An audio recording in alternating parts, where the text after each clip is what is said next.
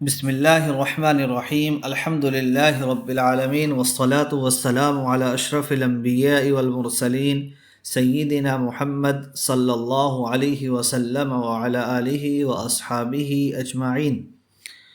دیکھیے الحمدللہ اب تک گزشتہ سبق میں سورہ طٰہٰ کی 114 آیتیں مکمل ہو چکی۔ یہاں سے ہم کو آیت نمبر 115 سے پڑھنا ہے۔ آج کا جو سبق ہے اس میں سیدنا آدم علیہ السلام کے قصے کا تذکرہ ہے، لیکن اس سبق کو پڑھنے سے پہلے ایک تمہیدی گفتگو آپ سماعت کر لیجئے اور اس کو ذہن نشین کر لیجئے، اور ایسی ذہن نشین کیجئے کہ اس کو آپ کبھی نہیں بھولیں، اس لیے کہ انبیاء کرام علیہم السلام کے بارے میں وہ گفتگو بہت مفید ہے اور آپ کو یہ ہمیشہ کام آنے والی ہے۔ بہرحال یہاں پر یہ ذکر ہے، یعنی جو آج ہم سبق پڑھیں گے، کہ حضرت آدم علیہ السلام نے جنت میں جس درخت سے اللہ تعالیٰ نے کھانے سے منع کیا تھا وہ حضرت آدم نے کھا لیا تھا، تو اس کے ظاہر سے یہ پتہ چلتا گویا کہ حضرت آدم نے گناہ کیا ہو۔ یا ایسے ہی بہت ساری آیات آپ دیگر انبیاء کرام علیہ السلام کے بارے میں پڑھیں گے یا احادیث، ان کے ظاہر سے یہ لگے گا کہ انبیاء کرام نے گناہ کیا، لیکن انبیاء کرام تو معصوم ہوتے ہیں، گناہوں سے پاک ہوتے ہیں، تو پھر ان آیات اور احادیث کا کیا مطلب ہوگا؟ تو اسی چیز کو سمجھنے کے لیے، یا کوئی بھی آپ سے اعتراض کرے ایسے موقع پر اس کو جواب دینے کے لیے، یا خود اپنے آپ کو مطمئن کرنے کے لیے، سمجھنے کے لیے، یہ جو تمہیدی گفتگو ہم آج کرنے جا رہے ہیں اس کو سمجھنا ضروری ہے۔ دیکھیں انبیاء کرام جو بھی گناہ ہوتے ہیں نا، وہ چند طریقے کے ہوتے ہیں۔ کوئی بھی گناہ یا تو شرک ہوگا، یا پھر جو ہے کہتے ہیں شرک کے علاوہ گناہ کبیرہ ہوگا، یا صغیرہ ہوگا، وغیرہ وغیرہ۔ تو شرک جو ہے، شرک انبیاء کرام اس سے بالاتفاق بالاجماع، یعنی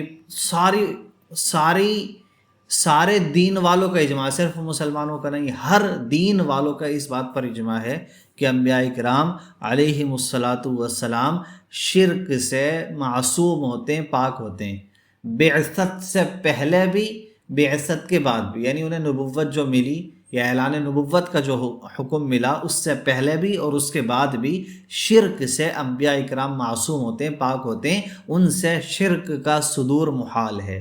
یہ بات سمجھ لی، یہ تو ہو گیا شرک۔ اس کے بعد اب آئیے گناہ کبیرہ، بلکہ گناہ کبیرہ سے پہلے بھی جھوٹ آئیے، جس کو کذب کہتے ہیں عربی میں، جھوٹ پر آئیے۔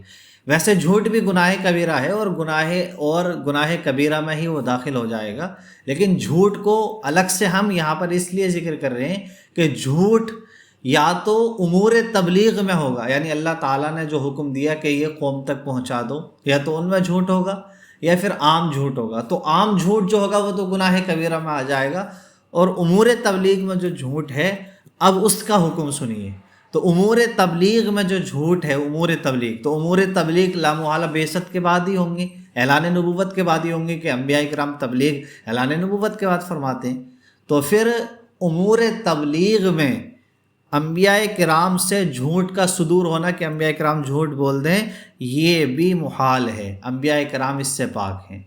جان بوجھ کر تو اجماع ہے، تمام امت کا اس بات پر اجماع ہے کہ امور تبلیغ میں انبیاء کرام سے جان بوجھ کر جھوٹ کا صدور نہیں ہو سکتا، جھوٹ صادر نہیں ہو سکتا، یہ محال ہے، پوری امت کا اجماع ہے۔ بھول کر اگر امور تبلیغ میں بھول کر جھوٹ بول دیں تو تحقیق اور مذہب محقق اور مذہب معتبر جو اہل سنت کا ہے وہ اس میں یہی ہے کہ امور تبلیغ میں بھی سہون بھی جو ہے کہتے ہیں انبیاء کرام سے جھوٹ کا صدور نہیں ہو سکتا۔ یہ سمجھ لیا۔ تو شرک کا بیان ہو گیا کہ شرک بعثت سے پہلے بھی، بعثت کے بعد بھی، جان بوجھ کر بھی، بھول کر بھی، ہر اعتبار سے انبیاء کے حق میں محال ہے، اجماع اس پر۔ دوسرا ہو گیا کذب، کہ کذب امور تبلیغ میں جو ہے کہتے ہیں چاہے جان بوجھ کر تو بالاجماع جو ہے کہتے ہیں محال انبیاء کے حق میں، اور بھول کر تحقیقی مذہب یہ ہے کہ انبیاء کے حق میں جھوٹ محال ہے۔ یہ ہو گیا امور تبلیغ میں۔ اس کے بعد اب آ جائیے گناہ کبیرہ۔ اور گناہ صغیرہ پر. تو گناہ کبیرہ جو ہے وہ گناہ کبیرہ جو ہیں وہ یا تو بعثت سے پہلے ہوں گے یا بعثت کے بعد ہوں گے. گناہ کبیرہ جو ہیں یعنی یا تو اعلان نبوت کے بعد ہوں گے یا اعلان نبوت سے پہلے. تو اعلان نبوت کے بعد گناہ کبیرہ کا عمدن انبیاء کرام علیہم الصلاۃ والسلام سے واقع ہونا بالاجماع محال ہے. یعنی انبیاء کرام اس سے معصوم ہوتے ہیں. بعثت کے بعد گناہ کبیرہ انبیاء کرام سے واقع ہوں یہ محال ہے اور اس پر اجماع ہے. ٹھیک. اور سہون ہوں کائے کے بعد بعثت کے بعد تو سہون میں بھی تحقیق یہی ہے کہ گناہ کبیرہ اعلان نبوت کے بعد انبیاء کرام سے واقع نہیں ہو سکتے. اعلان نبوت کے بعد سہون بھی جو ہے کہتے ہیں تحقیق یہی ہے کہ واقع نہیں ہو سکتے. ٹھیک. اب اعلان نبوت سے پہلے کا کیا حکم ہے؟ تو اعلان نبوت سے پہلے اب یہ دیکھا جائے گا کہ گناہ کبیرہ جو ہیں وہ کیسے ہیں. وہ جو ہے کہتے ہیں ایسے ہیں کہ خست کا شعور دلاتے ہیں. یعنی انہیں کرنا جو ہے کہتے ہیں اچھا نہیں سمجھا جاتا، بہت برا سمجھا جاتا ہے، یا پھر خست کا شعور نہیں دلاتے ہیں. یعنی یا تو انہیں نہایت گرا ہوا سمجھا جائے گا ان کاموں کو، یا جو ہے اتنا گرا ہوا نہیں سمجھا جائے گا. جیسے مثال کے طور پر زنا، تو یہ نہایت گرا ہوا کام ہے. قتل کرنا دھوکے سے، ٹھیک ہے، تو اگرچہ یہ اچھا کام نہیں ہے لیکن یہ زنا کی طرح برا کام نہیں ہے. تو یہ جو ہے زنا یہ خست والا کام ہوا، اور قتل وغیرہ یہ خست والا نہیں. تو جو خست والے گناہ کبیرہ ہیں وہ اعلان نبوت سے پہلے انبیاء کرام سے ان کا جو ہے کہتے ہیں وقوع ہو، چاہے وہ آمدن ہو یا سہون ہو، یہ بالاجماع محال ہے. یعنی گناہ کبیرہ اعلان نبوت سے پہلے جو خست کا شعور دلاتے ہیں وہ بھی انبیاء کرام سے ان کا واقع ہونا اعلان نبوت سے پہلے بھی یہ محال ہے، اور اس پر اجماع ہے سب کا. ہاں جو گناہ خست کا شعور نہیں دلاتے ہیں، ٹھیک ہے، جیسا کہ مثلا حضرت موسیٰ علیہ السلام نے گھونسا مار دیا تھا ایک قبطی کو، حالانکہ آپ قتل نہیں کرنا چاہتے تھے لیکن وہ قتل واقع ہو گیا تھا. تو وہ میں نے ایک مثال دی، اس کا پھر ایک جواب ہے. وہ گھونسا مارا تو وہ قتل مانا جائے گا نہیں، وہ تفصیل ہے، بس میں نے ایک مثال دے دی تقریبی فہم کے لیے کہ وہ خست نہیں ہے. تو پھر اس کے بارے میں بھی مذہب معتمد یہ ہے، یعنی تحقیق والا مذہب یہ ہے کہ انبیاء کرام علیہم الصلاۃ والسلام سے گناہ کبیرہ اعلان نبوت سے پہلے اگرچہ خست والا نہ ہو اس کا وقوع بھی انبیاء کرام سے محال ہے، اور انبیاء اس سے بھی معصوم ہیں. مذہب محقق اس میں یہ ہے. تو اب تک جو ہم نے پیش کیا اس کا خلاصہ یہ ہوا کہ شرک ہو یا امور تبلیغ میں کذب ہو یا پھر جو ہے گناہ کبیرہ ہو، چاہے وہ اعلان نبوت سے پہلے ہو یا اعلان نبوت کے بعد ہو، ان سب سے انبیاء کرام علیہم الصلاۃ والسلام معصوم ہوتے ہیں. کچھ صورتوں میں اجماعاً معصوم ہیں اور کچھ صورتوں میں مذہب محقق تحقیق یہی ہے کہ معصوم ہیں. شرک سے، کذب پہ امور تبلیغ سے، اور جو ہے کہتے ہیں گناہ کبیرہ سے، ان سب سے انبیاء معصوم ہیں. اب آ جائیے گناہ صغیرہ. تو گناہ صغیرہ جو ہے، گناہ صغیرہ بھی دو طرح کے ہوں گے. یا تو وہ خست کا شعور دلائیں گے، یعنی بہت برا انہیں سمجھا جائے گا، یا پھر جو ہے کہتے ہیں خست کا شعور نہیں دلائیں گے. خست کا شعور دلائیں گے، مثال کے طور پہ کوئی کسی کے جو ہے کھانا چوری کر کے کھا لے، تو تھوڑا سا دو چار لقمے چوری کر کے کھانا یہ گناہ کبیرہ نہیں ہے، صغیرہ ہی ہے، لیکن یہ خست کا شعور دلاتا. ذلیل لوگ ایسا کرتے ہیں کہ ایک دو لقمے کھا کے چرائیں، شریف لوگوں کا یہ کام نہیں ہے. تو گناہ صغیرہ یا تو خست والے ہوں گے یا پھر خست والے نہیں ہوں گے. تو جو گناہ صغیرہ خست کا شعور دلائیں ان کا صدور انبیاء کرام سے قبل بعثت بھی، بعد بعثت بھی، عمدن بھی، سہون بھی، ہر اعتبار سے ان کا صدور انبیاء کرام سے محال ہے، انبیاء کرام اس سے پاک ہے. یعنی ایسا گناہ صغیرہ کہ جس میں خست ہو، جس میں ذلت ہو، تو انبیاء کرام علیہ الصلاۃ والسلام سے، چاہے اعلان نبوت سے پہلے ہو، اعلان نبوت کے بعد ہو، جان بوجھ کر ہو، بھول کر ہو، اس کا صدور انبیاء کرام سے نہیں ہو سکتا. اس پر اجماع ہے. اچھا، اب وہ گناہ صغیرہ جو خست کا شعور نہیں دلائے، جو خست کا شعور نہیں دلائے، تو اس میں تحقیق یہ ہے کہ بعثت کے بعد گناہ صغیرہ جو خست کا شعور نہیں دلائے، بعثت کے بعد انبیاء کرام علیہم الصلاۃ والسلام ان کو جان بوجھ کر انبیاء سے ان کا صدور محال ہے، یعنی گناہ صغیرہ ہو، بعثت کے بعد ہو، خست کا شعور نہیں دلائے، تو جان بوجھ کر انبیاء کرام سے اس کا صدور محال ہے۔ تحقیق یہی ہے۔ ہاں جو ہے کہتے ہیں بعثت کے بعد گناہ صغیرہ جو خست کا شعور نہیں دلائے تو سہون اس کا صدور انبیاء کرام سے ممکن ہے۔ یہ جو ہے اہل سنت کا مذہب ہے، ٹھیک ہے۔ اور جو ہے قبل بعثت یعنی اعلان نبوت سے پہلے گناہ صغیرہ کا صدور انبیاء کرام سے، ایسے گناہ صغیرہ کا جو خست کا شعور نہ دلائے، اس سے جو ہے کہتے ہیں انبیاء کرام کا صدور بعثت سے قبل ممکن ہے۔ تو ابھی تک جو ہم نے پوری گفتگو کی، اس کو خلاصتاً سمجھ لیجئے کہ شرک، ایسا ہی امور تبلیغ میں جھوٹ، گناہ کبیرہ، یہ تینوں چیزیں تو تمام حالتوں میں، چاہے اعلان نبوت سے پہلے ہوں، اعلان نبوت کے بعد ہوں، جان بوجھ کر ہوں، بھون کر ہوں، ان سے انبیاء کرام کا صدور محال ہے۔ کچھ صورتوں میں اجماعی طور پر محال ہے اور کچھ صورتوں میں تحقیقی طور پر محال ہے۔ اب آ گیا گناہ صغیرہ، تو گناہ صغیرہ جو خست کا شعور دلائے، وہ گناہ صغیرہ اجماعی طور پر نبوت سے پہلے بھی، بعد میں بھی، اور جو ہے کہتے ہیں سہون بھی اور عمدن بھی، ہر اعتبار سے انبیاء کرام کے حق میں محال ہے۔ اب گناہ صغیرہ جو خست کا شعور نہ دلائے، خست کا شعور نہیں دلائے، تو اس کے سلسلے میں یہ ہے کہ اعلان نبوت کے بعد عمدن انبیاء کرام سے اس کا صدور محال ہے، لیکن سہون امکان ہے۔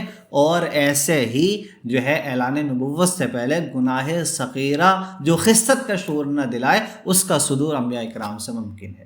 تو یعنی بس ایک ہی صورت ہے کہ جس کا صدور انبیاء کرام سے ممکن ہے، وہ صورت کیا ہے؟ گناہ صغیرہ جو خست کا شعور نہیں دلائے، بعد بعثت سہون، اور قبل بعثت جو ہے سہون اور آمدن، دونوں اس کا صدور ممکن ہے، ٹھیک ہے۔ تو صرف گناہ صغیرہ کا صدور ممکن ہے، وہ بھی کیسا گناہ صغیرہ جو خست کا شعور نہیں دلائے، وہ بھی بعد بعثت آمدن نہیں، بس سہون ہو سکتا ہے، اور قبل بعثت آمدن اور سہون دونوں ہو سکتا ہے۔ یہ تفصیل جب آپ نے سمجھ لی، تو اب جو بھی آیات، جو بھی اعتراضات انبیاء کرام علیہ الصلاۃ والسلام کے متعلق آپ کے سامنے آئیں گے، اس تفصیل کی روشنی میں ان کا جواب دینا بالکل آسان ہو جائے گا۔ یہ علم کلام کی، عقیدے کی بحث ایک بہت اہم بحث ہے، اور یہ جو میں نے آپ کو خلاصہ پیش کیا ہے، یہ ایک کتاب ہے القول السدید فی علم التوحید، جو ہے کہتے ہیں ایک بڑے عالم گزرے ہیں جامعہ ازہر شریف کے، جو ہے شیخ محمود ابو دقیقہ، ان کی لکھی ہوئی کتاب ہے القول السدید فی علم التوحید۔ اس میں اس خلاصے کو حضرت نے پیش کیا ہے، ٹھیک ہے۔ یہ خلاصہ اب سمجھ میں آ گیا تو پھر جو ہے ساری چیزوں کو سمجھنا انبیاء کرام کے متعلق آسان ہو جائے گا۔ یہ تمہیدی گفتگو آپ نے سمجھ لی، یہ خلاصہ آپ نے سمجھ لیا، تو اب اس کے بعد آپ جو ہے اصل سبق کو سنیے، اصل سبق کی طرف آتے ہیں۔ تو جو ہے ہم نے ابھی تک کتنا پڑھ لیا تھا؟ آیت نمبر 114 تک سورہ طٰہٰ کی پڑھ لیا تھا، آیت نمبر 115 سے اب ہم کو پڑھنا ہے۔ دیکھیں شروع کرتے ہیں۔ اعوذ باللہ من الشیطان الرجیم، بسم اللہ الرحمن الرحیم۔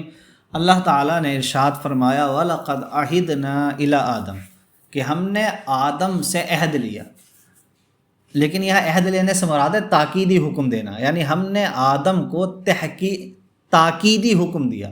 وصیناہ، یعنی ہم نے آدم علیہ السلام کو یہ حکم دیا، اللہ یہاں پر وصیت کے معنی میں نہیں ہے، یہ حکم کے معنی میں ہے، ٹھیک ہے۔ وصیناہ اللہ یأکل من الشجرہ، یعنی ہم نے انہیں تاکیدی حکم دیا کہ وہ اس درخت سے نہیں کھائیں، ایک خاص درخت سے، من قبل، پہلے ہی، ای قبل اکلہ منہا، یعنی جب انہوں نے درخت سے نہیں کھایا تھا تو اس سے پہلے ہی ہم نے انہیں حکم دیا تھا کہ وہ نہیں کھائیں۔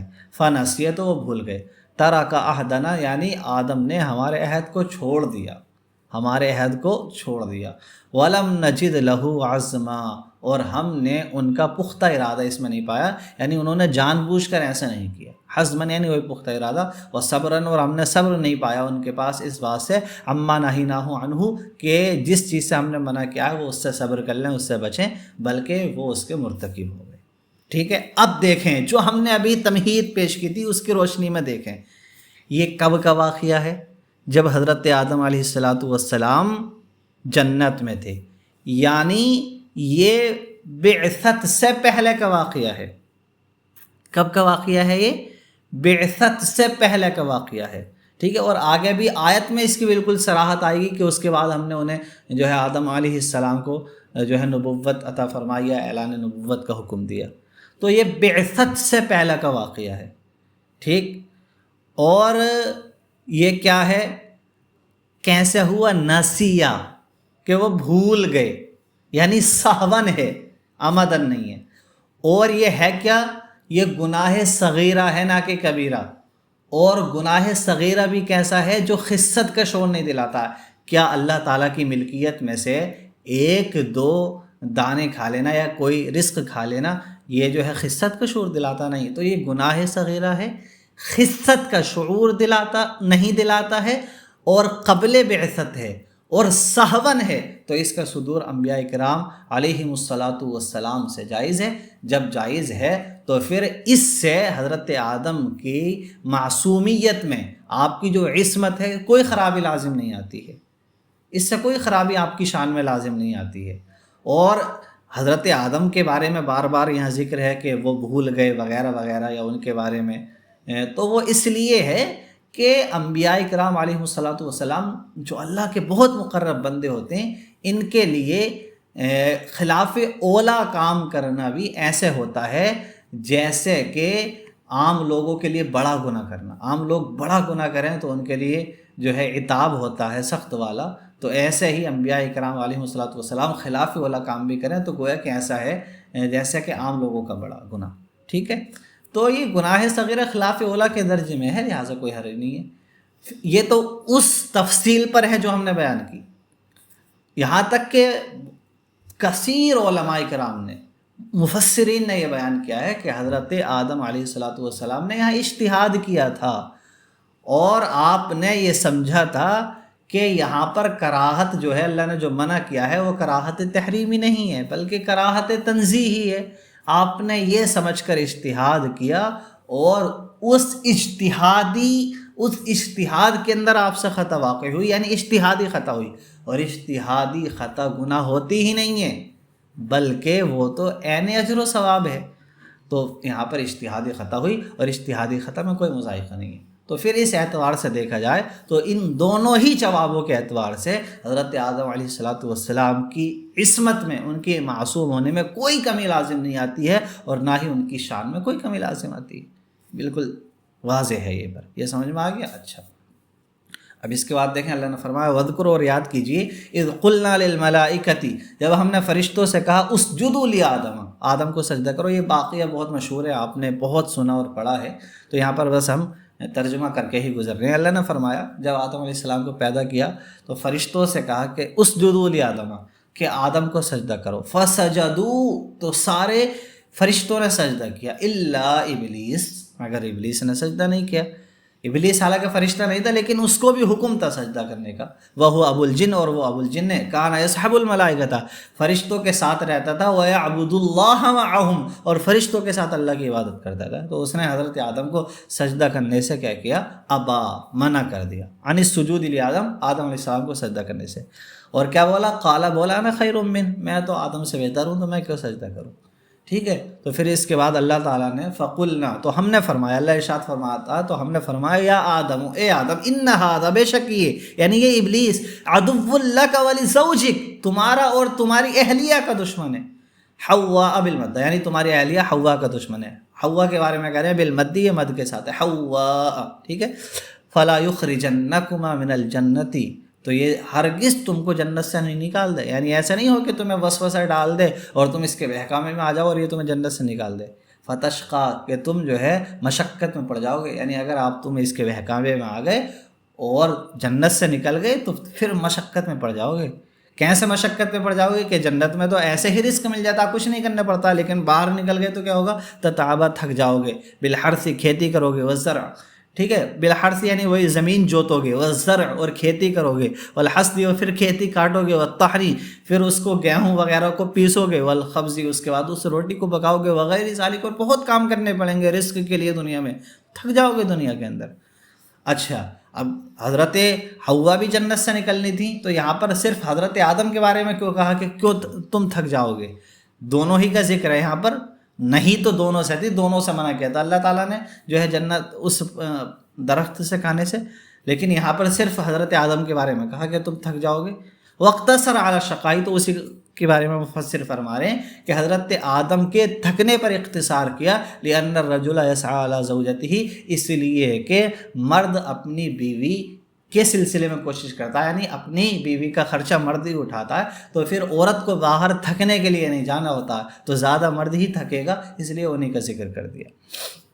ठीक है, अल्लाह ने फरमाया हज़रत आदम से, इन्ना लका, बेशक तुम्हारे लिए, अल्लाह तजुआ, कि तुम जो है कहते हैं भूखे नहीं होगे, फ़ीहा उसमें यानी जन्नत में, वला तारा, और ना ही जो है नंगे होगे, यानी तुम्हारा जिस्म यहाँ ढका रहेगा, वह अन्ना का, और तुम्हारे लिए है। अब अन्ना का में दो क़िराअतें हैं, बिफ़तहिल हमज़ा थी, हमज़ा के फ़तेह के साथ भी है, वह कसरे और कसरे के साथ भी, वह इन्ना का अत्फ़ुन अला इस्म इन्ना, इन्ना के इस्म पर अत्फ़ होगा, वह जुमलतिहा, और इसके जुमले पर, यानी अगर इस्म पर अत्फ़ होगा तो अन्ना के साथ, और जुमले पर अत्फ़ होगा तो इन्ना के साथ है। और तुम्हारे लिए जन्नत में क्या है, अल्लाह तज़मऊ फ़ीहा, कि तुम उसमें प्यासे नहीं होगे, तातशु, प्यासे नहीं होगे, वला तदहा, और ना ही धूप तुमको लगेगी, आई ला यहसुलु लका हर्रु शम्सि दुहा, यानी सुबह के सूरज की धूप आपको हासिल नहीं होगी, लिइंतिफ़ाई शम्सि फ़िल जन्ना, इसलिए कि जन्नत में सूरज ही नहीं है तो आपको धूप नहीं लगेगी, ये सारी चीज़ें। ठीक है, फ़वस्वसा इलैहि शैतान, तो शैतान ने आपको वसवसा डाला, काला, कहा, या आदम, ए आदम, हल अदुल्लुका अला शजरतिल खुल्द, क्या मैं तुमको हमेशगी के दरख्त का ना बता दूं, आई अल्लती यखलुदु मन यअकुलु मिनहा, यानी वो हमेशा रहेगा जो इससे खा लेगा, व मुल्किन ला यबला, और ऐसी बादशाहत के बारे में नहीं बता दूं जो फना नहीं होगी, ला यफना यानी फना नहीं होगी, व हुवा लाजिमुल खुल्द, और वो जो है हमेशगी को लाजिम है। हज़रत हव्वा से कहा था, बाज़ रिवायात में इसकी तफसील है ये सारी बातें, तो हज़रत हव्वा ने हज़रत आदम से कहा, तो दोनों ने इज्तिहाद किया और ये समझा कि अल्लाह ताला ने जो मना किया है ये कराहत तंज़ीही है, या फिर जो है उन्होंने खा ही लिया तो फ़नसिया, ऊपर अल्लाह ने फरमाया कि भूल कर ऐसा किया था, तो गुनाह सगीरा जो खिस्सत का शऊर नहीं दिलाए, भूल कर हो, तो उसमें कोई अम्बिया के हक़ में जो है कहते हैं उनकी शान में कोई कमी लाजिम नहीं आती है। फ़अकला, तो इन दोनों ने खा लिया, आई आदम व हव्वा, हज़रत आदम और हज़रत हव्वा ने, मिनहा, उस दरख्त से, फ़बदत लहुमा सौआतुहुमा, तो इन दोनों की शर्मगाहें इनके लिए ज़ाहिर हो गई, आई ज़हरा लिकुल्लि मिनहुमा, यानी उनमें से हर एक के लिए ज़ाहिर हो गई, क़ुबूलुहु व क़ुबूलुल आखर, यानी अपनी अगली शर्मगाह और सामने वाले की यानी अगली शर्मगाह, व दुबूरहु, और अपनी और सामने वाले की पिछली शर्मगाह, यानी मतलब शर्मगाह दोनों की एक दूसरे के सामने ज़ाहिर हो गई। वसुम्मिया कुल्लु मिनहुमा सौआ, अब इन दोनों का नाम सौआ रखा, यानी कुबुल का भी दुबुर का भी, क्यों, लिअन्ना इनकिशाफहु यसुउ साहिबहु, इसलिए कि अगर ये खुल जाए, यानी चाहे अगली शर्मगाह या पिछली शर्मगाह, तो ये शर्मगाह वाले को बुरा कर देती हैं। कोई अगर शर्मगाह खोल कर रहे या किसी के सामने आ जाए तो बुरा समझा जाता है, इसलिए इसका नाम सौआ रखा। ठीक है, तो इन दोनों की शर्मगाहें भी खुल गई। वह तफ़िक़ा यख़सिफ़ान, और ये दोनों जो है कहते हैं तफ़िक़ा फ़ेल शुरू है, अख़ज़ा युल्ज़िक़ानी अलैहिमा मिन वरक़िल जन्नत, तो ये अपने ऊपर जन्नत के पत्ते जो है कहते हैं चिपकाने लगे, यख़सिफ़ान यानी चिपकाने लगे, अलैहिमा अपने ऊपर, मिन वरक़िल जन्नत, जन्नत के पत्ते, लियस्ततिरा बिह, ताकि उससे छुप जाएँ, जन्नत के पत्तों से छप जाएँ, ये शर्म हया का आलम था। वह आसा आदम रब्बहु, और हज़रत आदम अलैहिस्सलाम ने अपने रब के हुक्म की खिलाफ वर्जी की, आसा खिलाफ वर्जी की, हज़रत आदम ने रब्बहु, अपने रब के यानी रब के हुक्म की, फ़गवा, तो वो नहीं पाया जो मकसूद था। ठीक है, गवा से मुराद यहाँ गुमराह हो गए या नहीं, فغوا، تو وہ نہیں پایا جو مقصود تھا۔ مقصود کیا تھا کہ اس درخت کو کھا لیں گے تو ہمیشگی ملے گی، بالاکلی کھانے کے ذریعے من الشجرتی، درخت سے، یعنی درخت کھا کر جو مقصود تھا وہ حاصل نہیں ہوا، ٹھیک ہے۔ بہرحال اس کے بعد جو ہے کیا ہوا، اللہ نے فرمایا ثم اجتباہ ربہ، پھر اس کو اس کے رب نے چن لیا، ٹھیک ہے، قربہ یعنی اس کو اپنی قربت عطا فرمائی۔ تو اس آیت کے بارے میں ثم اجتباہ ربہ، بہت سارے مفسرین نے اس کے بارے میں فرمایا اس سے مراد ہے کہ نبوت عطا فرمائی، ٹھیک ہے۔ تو پتہ چلا یہ اعلان نبوت سے پہلے کا واقعہ تھا جو آپ نے کھایا تھا۔ فتاب علیہ، تو اللہ تعالیٰ نے اپنی رحمت سے ان پر رجوع فرمایا، ای قبل توبتہ، یعنی ان کی توبہ قبول فرمائی، وہدا، اور ان کو جو ہے ہمیشگی کی طرف رہنمائی کی، ای ہداہ الی المداومۃ علی التوبہ، یعنی اللہ تعالیٰ نے ان کو توبہ پر ہمیشگی کی ہدایت فرمائی۔ ایسا نہیں کہ ہدایت سے مراد جو ہے کفر سے ہدایت، معاذ اللہ، آپ پہلے سے ہدایت یافتہ تھے اور نبی تھے، تو کفر و شرک تو واقع ہونا آپ سے محال ہے، ٹھیک ہے۔ تو توبہ پر ہمیشگی کی جو ہے اللہ تعالیٰ نے ہدایت عطا فرمائی۔ اور انبیاء کرام اس سے جو ہے اس خلافی اولا کام سے یا پھر اجتہادی خطا مانے جائے تو اس سے بھی آپ نے توبہ کی، اور آپ کی توبہ کی قبولیت کا ذکر ہوا، تو وہ یہی ہے، ایک قاعدہ ہے، حسنات الابرار سیئات المقربین، یعنی نیک لوگوں کی جو نیکیاں ہوتی ہیں نا وہ مقربین کے درجے میں، گناہ کے درجے میں ہوتی ہیں، یعنی جو مقربین بارگاہ ہوتے ہیں ان کا اتنا بڑا مرتبہ ہوتا ہے کہ چھوٹا سا بھی نامناسب کام ان کے حق میں ایسا ہے جیسے بہت بڑا گناہ ہو گیا ہو۔ قالا، فرمایا اللہ تعالیٰ نے، اہبطا، تم دونوں اتر جاؤ، ای آدم و حوا، یعنی آدم اور حوا، بما اشتملتما علیہ من ذریتکما، اس کے ساتھ جس ذریت پر تم دونوں مشتمل ہو، یعنی تمہاری صلبوں میں اور تمہارے رحم میں جو ذریت موجود ہے وہ سب کے ساتھ تم اتر جاؤ جنت سے، منہا، اس سے، من الجنت، جنت سے، جمیعاً، تم سب کے سب، بعضکم بعض ذریتی، تم میں کے بعض، یعنی بعض ذریت جو ہے لبعض عدو، بعض ذریت کی دشمن ہے، من ظلم بعضہم بعضا، یعنی بعض پر ظلم کریں گے دنیا کے اندر، حسد کریں گے، تو بعض ذریت بعض کی دشمن ہے، اور آج انسان دیکھ سکتا ہے انسان کا دشمن ہے۔ فَإِمَّا کے بارے میں کہہ رہے ہیں، فَإِنْمَا تھا یہ، فِيهِ ادغام نون ان الشرطیہ فی ما المزیدہ، اس میں ادغام ان شرطیہ کے نون کا ما زائدہ میں، ان ما تھا تو نون کا ادغام ما میں کر دیا، اما ہو گیا۔ فَإِمَّا يَأْتِيَنَّكُمْ، تو اگر تمہارے پاس آئے، منی، میری طرف سے، ہدن، کوئی ہدایت، فَمَنِ اتَّبَعَ ہدایا، تو جس نے میری ہدایت کی اتباع کی، ای القرآن، یعنی جس نے قرآن کی اتباع کی، یہاں قرآن فرمایا حضرت نے، ٹھیک ہے، ہدا کی تفسیر قرآن سے کی، لیکن یہاں پر جو ہے صرف قرآن سے ہی نہیں بلکہ اس کی تفسیر مطلقاً ہو سکتی ہے، کیونکہ ذریت آدم سے خطاب ہے، تو گزشتہ قوموں کے پاس قرآن کے علاوہ دیگر کتابیں بھی آئیں، دیگر نصیحتیں بھی آئیں، تو یہاں مطلقاً بھی ہو سکتا ہے۔ حضرت مفسر نے اگرچہ یہاں قرآن سے تفسیر کی کہ جس کے پاس میری ہدایت آئے، فلا یضل، تو جس نے میری ہدایت کی اتباع کی تو وہ گمراہ نہیں ہوگا، فی الدنیا، دنیا میں، ولا یشقی فی الآخرۃ، اور نہ ہی آخرت میں بدبخت ہوگا۔ ومن اعرض عن ذکری، اور جس نے میرے ذکر سے منہ موڑا، القرآن یعنی قرآن سے، فلم یؤمن بہ، تو وہ اس پر ایمان نہیں لایا، یعنی جس نے ذکر سے منہ موڑا قرآن سے اور اس پر ایمان نہیں لایا، فإن له معیشۃ ضنکا، تو بے شک اس کے لیے تنگ زندگی ہے۔ ضنکا کے بارے میں کہہ رہے ہیں بالتنوین، تنوین کے ساتھ ہے، مصدر بمعنی ضیقہ، ضیقہ کے معنی، مصدر ہے ضیقہ کے معنی میں، یعنی زندگی تنگ، مصدر ہے اس میں فاعل کے معنی میں۔ وفسرت فی حدیث، اور اس آیت کی تفسیر ایک حدیث میں بعذاب القبر فی قبرہ، یعنی معیشہ ضیقہ کی تفسیر کیسے کر دی گئی ہے کہ قبر کے اندر عذاب ہوگا، یعنی معیشہ ضیقہ سے مراد یہ ہے کہ جب کافر مر جائے گا تو اس کو قبر کے اندر عذاب دیا جائے گا کہ ایک پسلی دوسری پسلی سے مل جائے گی، تو یہ اس سے یہ مراد۔ اور بعض مفسرین نے فرمایا کہ نہیں، جو ہے معیشہ ضیقہ سے مراد وہ زندگی ہے کہ جس میں اللہ تعالیٰ خوش نہ ہو، اللہ تعالیٰ غضب میں ہو، ٹھیک ہے، اگرچہ زندگی نعمتوں میں ہو لیکن اللہ خوش نہیں ہے، اللہ راضی نہیں ہے، تو اس زندگی کا کیا فائدہ، ٹھیک ہے، اس لیے کہ اس زندگی کے بعد ہمیشہ ہمیشہ جہنم ملے گا جب اللہ راضی نہیں ہوگا تو۔ اور حدیث پاک میں ہے، رب شہوت ساعت اورثت حزنا طویلا، کہ کبھی کبھی تھوڑی سی دیر کی لذت لمبے وقت تک رنجیدہ کر دیتی ہے، تو پھر جو ہے تنگ زندگی کا یہ بھی مطلب ہو سکتا ہے۔ ونحشرہ، اور اس کو ہم اٹھائیں گے، ای المعرض عن القرآن، یعنی قرآن سے منہ موڑنے والے کو ہم اٹھائیں گے، یوم القیامت اعمی، قیامت کے دن اندھا، ای اعمی البصر، یعنی آنکھوں سے اندھا ہوگا۔ اب یہاں پر ایک بات ہمارے یہاں یہ مشہور ہے کہ جو قرآن کو بھول جاتا ہے وہ اندھا ہو جاتا ہے، ٹھیک ہے؟ تو یہاں پر اعراض سے مراد جو ہے حقیقت نسیان نہیں ہے، ٹھیک ہے؟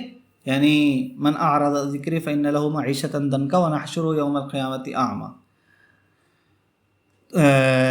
اچھا ہاں، ہمارے ہاں جو قرآن بھول جاتا ہے نا حافظ، تو اس کے لیے یہ کہا جاتا ہے کہ قیامت کے دن اندھا کر کے اٹھایا جائے گا۔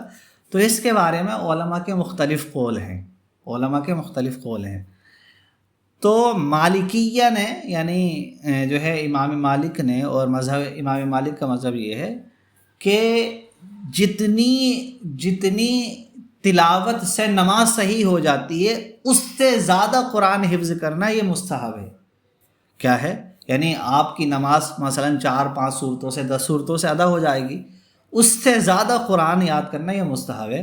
اور جو چیز مستحب ہو اگر انسان اس کو بھول جائے تو یہ مکروہ ہوگا، اور جب یہ مکروہ ہوگا تو پھر اس پر یہ وعید نہیں ہوگی، بلکہ یہ وعید اس کے لیے ہے جو قرآن سے منہ موڑ لے، اور جو قرآن پر ایمان نہ لائے وہ اندھا کر کے اٹھایا جائے گا۔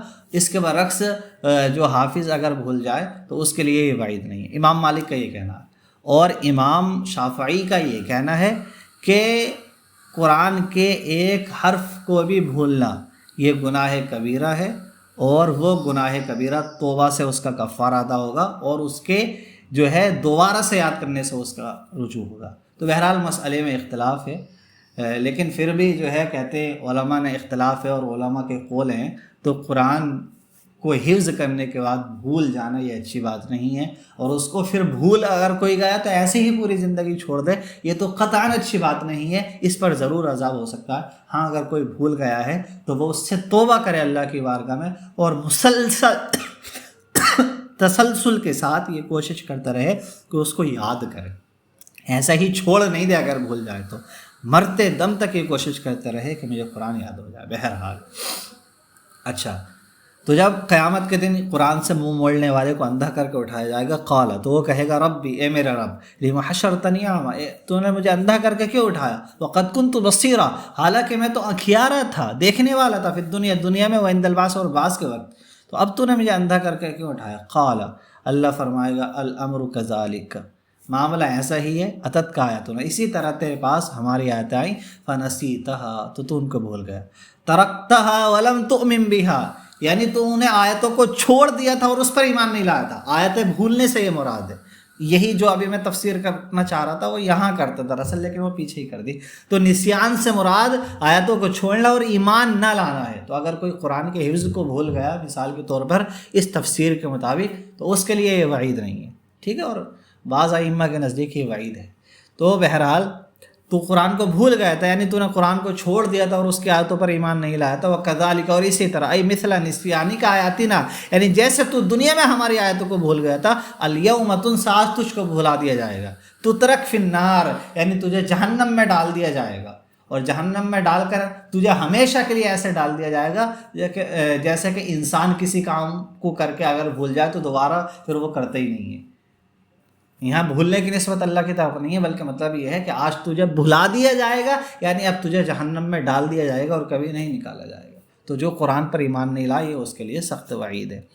اللہ نے فرمایا وَكَذَلِكَ، اور اسی طرح، یعنی وَمِثْلَ جَزَائِنَا مَنْ أَعْرَضَ عَنِ الْقُرْآنِ، یعنی جیسے جو قرآن سے منہ موڑے اس کے لیے جو ہماری جزا ہوتی ہے، اسی کی طرح نجزی، ہم جزا دیتے ہیں، بدلہ دیتے ہیں، من اسرفا، اس کو جو حد سے بڑا، اشرک، یعنی جس نے شرک کیا، ولم یؤمن بآیات ربی، اور اپنے رب کی آیتوں پر ایمان نہیں لایا، وَلَعَذَابُ الْآخِرَةِ أَشَدُّ، اور آخرت کا عذاب بہت سخت ہے، من عذاب الدنیا، دنیا کے عذاب سے، وعذاب القبر، اور قبر کے عذاب سے، یعنی دنیا میں زندگی تنگ ہو یا پھر قبر تنگ ہو تو اس کے عذاب سے کہیں سخت آخرت کا عذاب ہے، وَأَبْقَى وَأَدْوَمْ، یعنی اور آخرت کا جو عذاب ہے وہ ہمیشہ باقی رہنے والا ہے، ٹھیک۔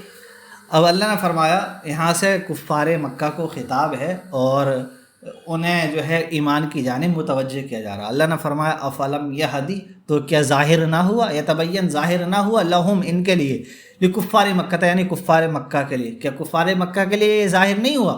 کم جو ہے خبریتن خبریہ ہے، مفعول اہلکنا، اور اہلکنا کا مفعول ہے، یعنی کم اہلکنا یعنی ہم نے کتنا ہلاک کیا، ای کثیرا اہلاکنا یعنی ہمارا ہلاک کرنا بہت ہے، قبلہم ان سے پہلے، من القرون قوموں کو، ای الامم الماضیہ یعنی گزشتہ امتوں کو، بتکذیب الرسل رسولوں کو جھٹلانے کی وجہ سے۔ یعنی کیا کفار مکہ کے سامنے یہ ظاہر نہیں ہوا کہ ہم نے ان سے پہلے رسولوں کو جھٹلانے کی وجہ سے کتنی قوموں کو ہلاک کر دیا؟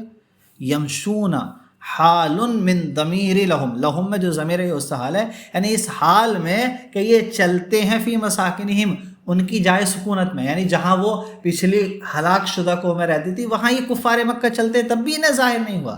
فی سفرہم یعنی جب یہ سفر کرتے ہیں الی الشام وغیرہ، شام وغیرہ کو، تو یہ ان جگہوں پر جاتے ہیں جہاں ان پر عذاب آیا تھا، فیعتبروا تو یہ اس سے نصیحت حاصل نہیں کرتے، ٹھیک ہے، تو انہیں نصیحت حاصل کرنا اس سے چاہیے۔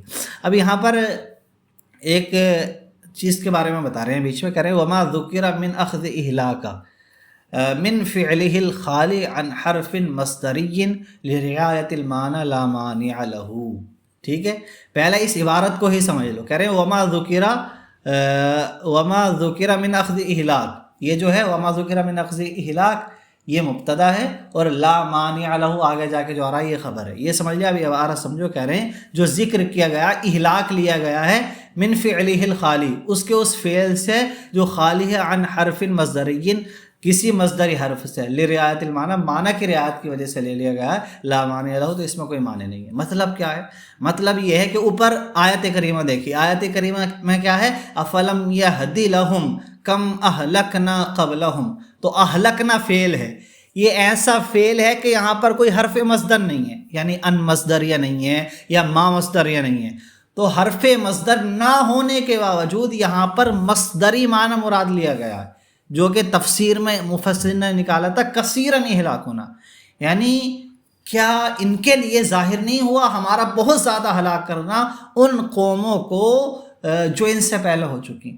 تو یہاں پر بغیر حرف مصدری کے مصدر کا معنی مراد لیا گیا ہے، تو مفسر کہہ رہے ہیں اس سے کوئی معنی نہیں ہے، کیونکہ یہاں پر معنی کی رعایت کی گئی ہے۔